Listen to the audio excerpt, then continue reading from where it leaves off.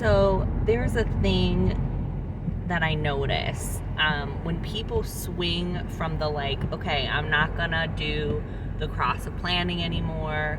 I'm gonna be cross of sleeping phoenix. I'm gonna not do anything that I am told I'm supposed to do. I'm gonna do only things that I feel like doing. When they swing sort of the pendulum from one to the other extreme, it's like either one of those are dogmas, right?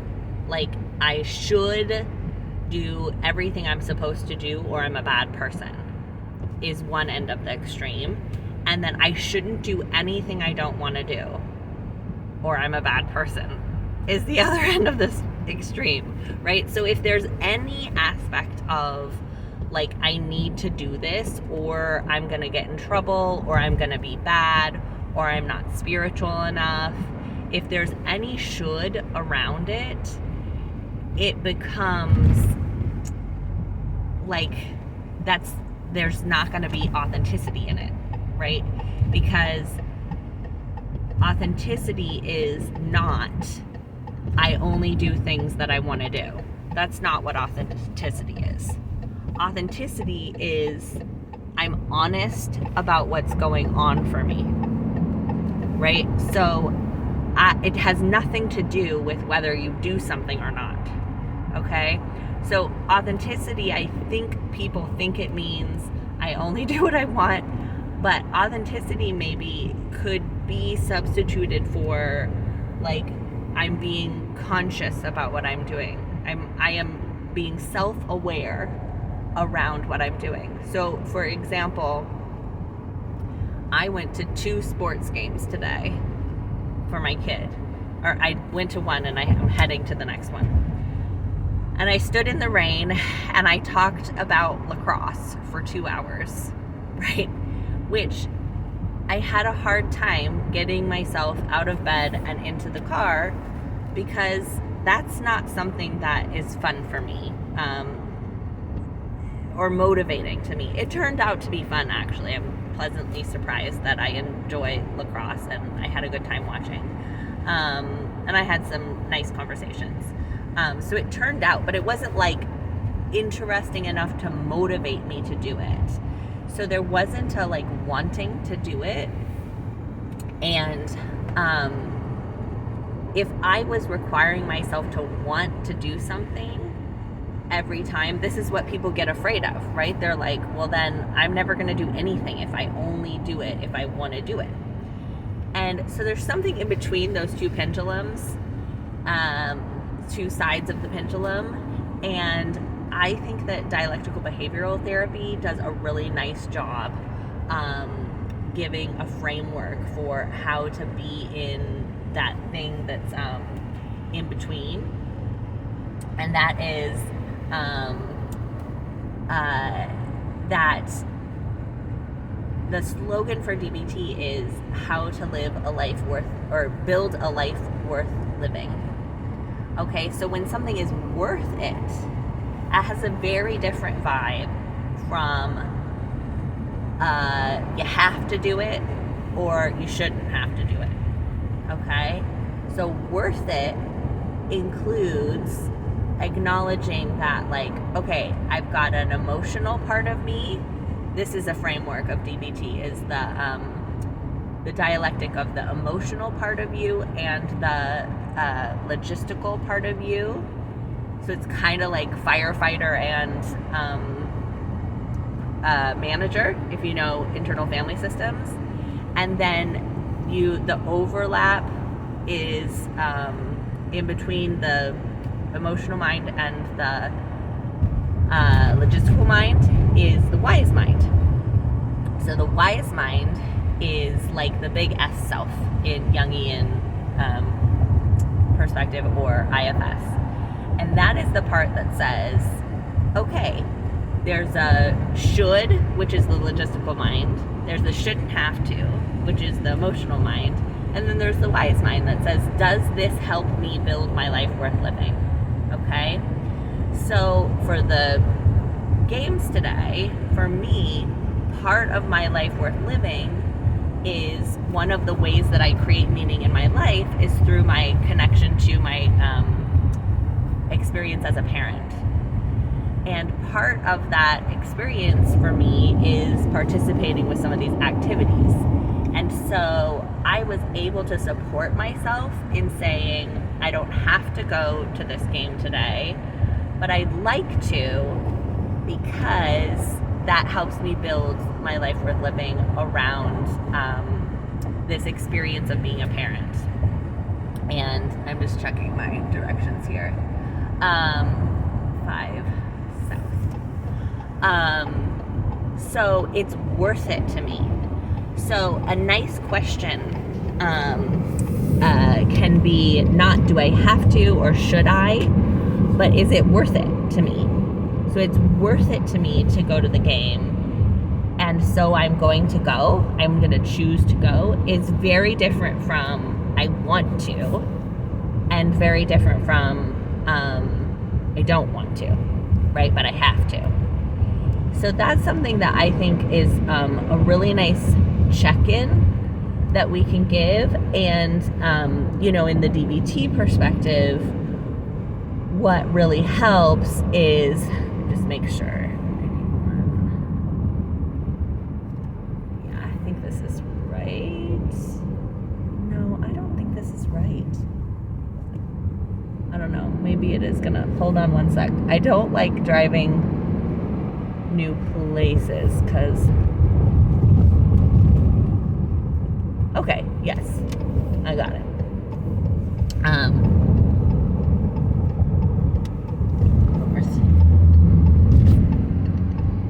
in a different state, so. And this was another part of this is not something I like to do, drive new places, but it's worth it for me. And so I'm in the way that we bring the consciousness to when it's one of the situations where it's it's worth it, but I don't like it. We bring the consciousness and the nervous system perspective to support ourselves through that. So it's different from you have to, and I'm going to disassociate, or I'm going to put you into sympathetic to make you. When I'm in this place, I can say, okay, this is hard. What can I do to support you with it being hard? Right? So one of the things that I did, knowing that I wanted to do this morning and that it was going to be hard, is that I skipped the game that was last night because I don't drive well at night, and it takes a lot out of me, and the indoor soccer takes a lot out of me because it's very loud and a lot of lights, and you kind of have to shout to interact, and it's just a very sensory overload. So I thought, okay, if I want to prioritize this morning game with its challenge of driving to a new place an hour away on highway, yada yada, that's challenging, I can cope ahead, which is another DBT skill, by saying I'm not gonna go to the night game the night before.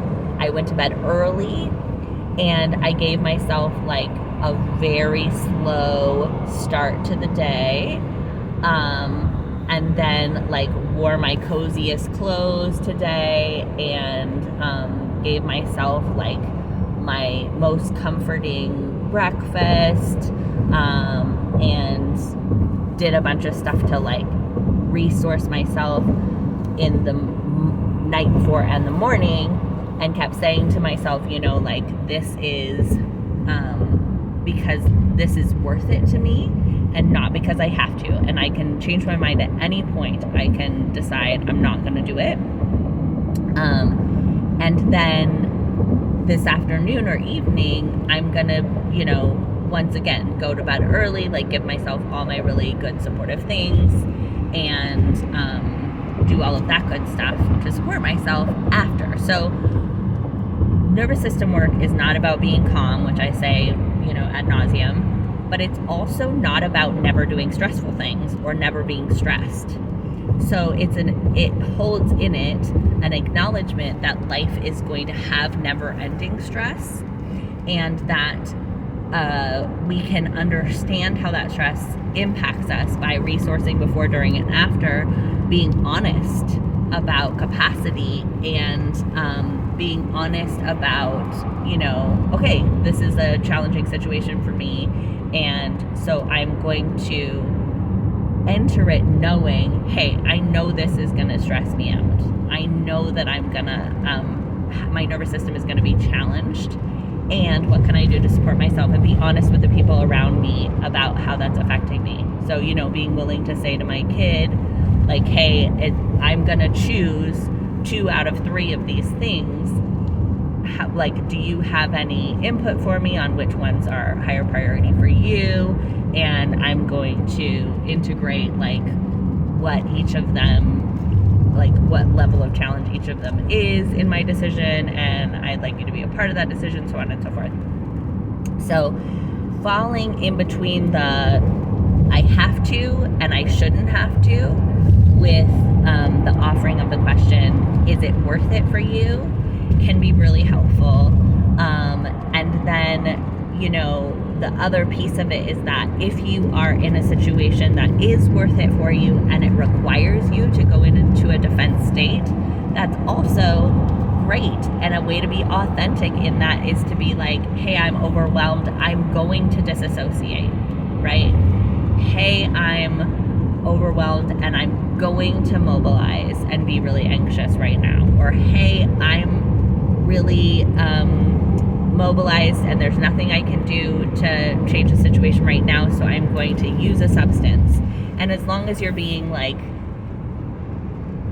conscious about it, it's going to hit the nervous system and all your little parts really differently, because it's when we're lying to ourselves that it's so painful and disruptive, right? And when we're lying to others, when we're like, no, I'm fine, it's fine, I love driving an hour away to a place I've never been.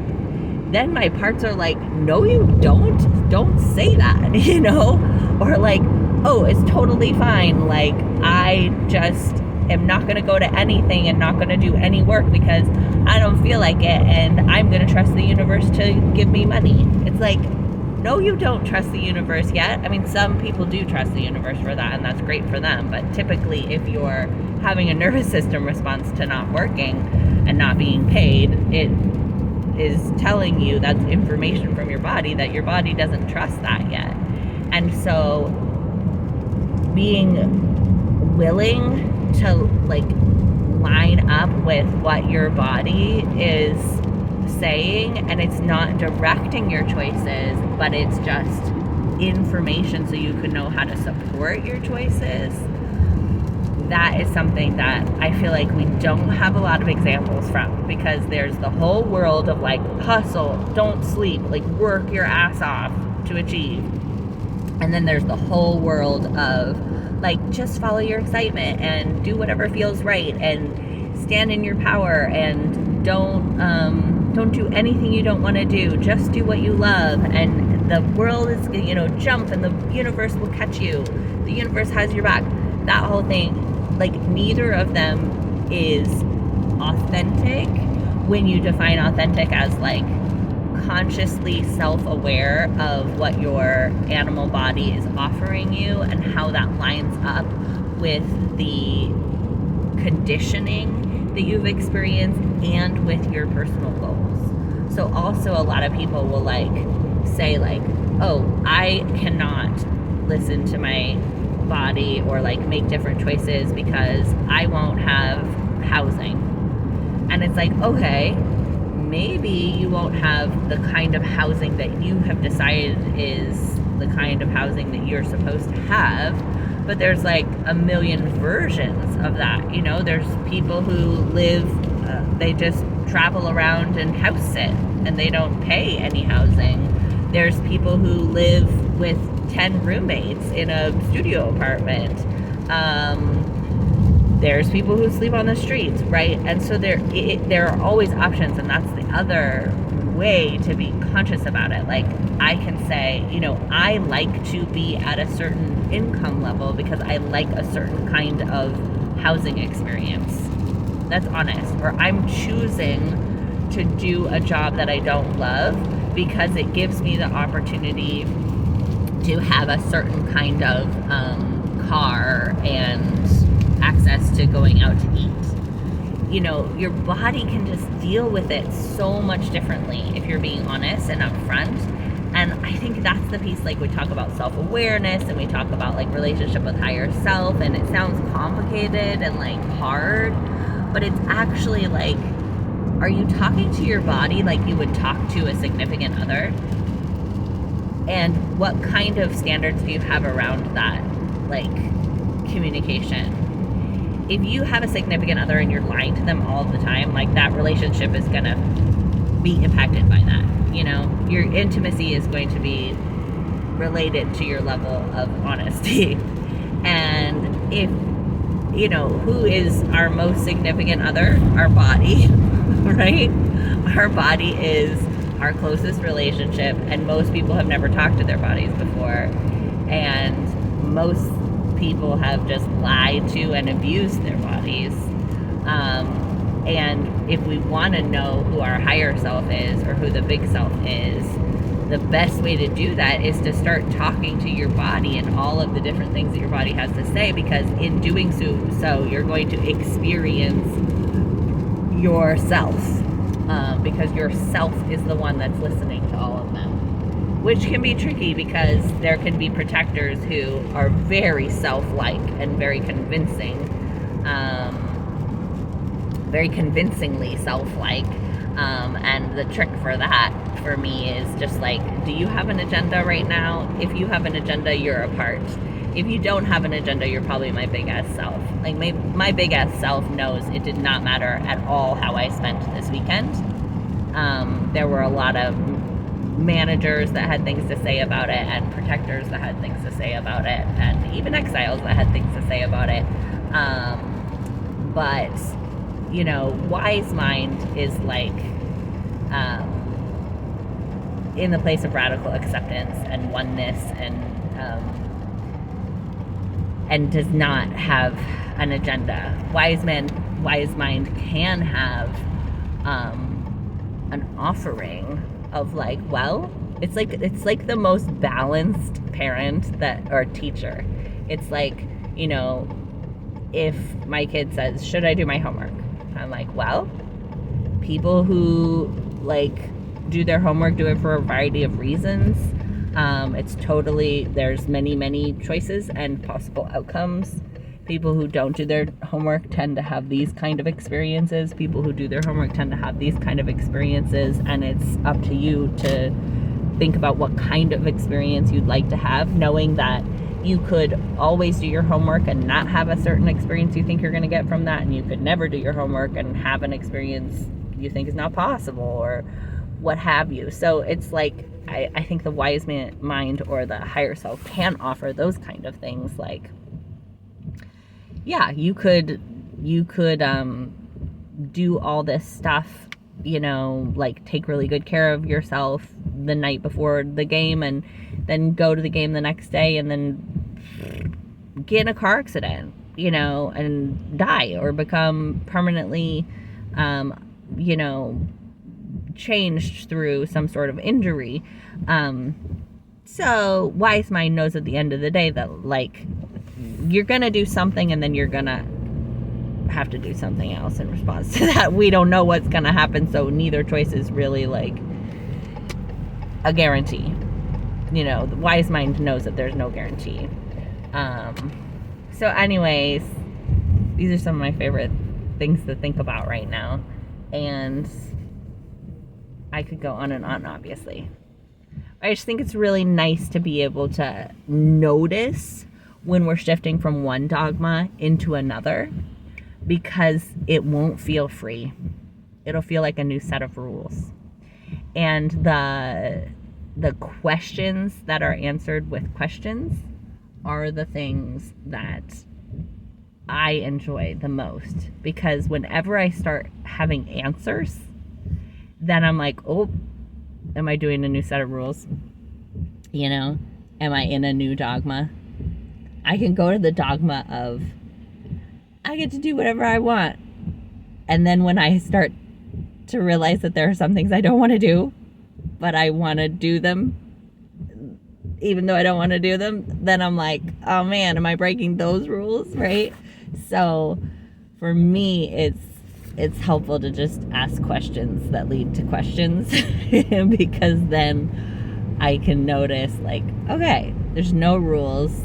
There couldn't possibly be any rules because there's as many ways to be on this planet as there are people, and even more than that because each person has like infinite ways to be. So there's infinite ways. So how could there be rules? And we don't know what happens after a life, right? So like I have relatives who lived in misery and violence and they died, and I don't know what happened to them. So I have no way to prove that there's anything better to live, quote unquote, healthier than they did. It's just no way to know. So, where do you want to land? How do you want to move through it? How can you invite yourself to just, question, or don't question it at all and just choose a dogma. But if you choose a dogma and you think it's going to give you freedom and then you're pissed that you don't have freedom, okay, love ya.